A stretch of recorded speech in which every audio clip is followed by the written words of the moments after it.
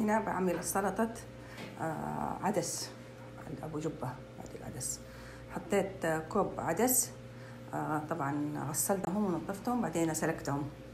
بعدين هنا فرمت كرات بصل أخضر، قصدي بصل أخضر، ربع حزمة بصل أخضر، ونص حزمة بقدونس.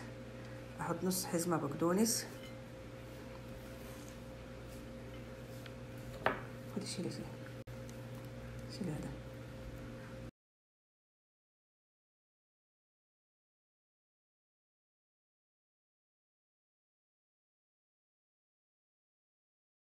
هذه سلطة العدس. أنا نسيت أقول لكم الطماطم، تفرموا الطماطم حبة كبيرة صغار أو حبتين صغار تحطوهم عليه.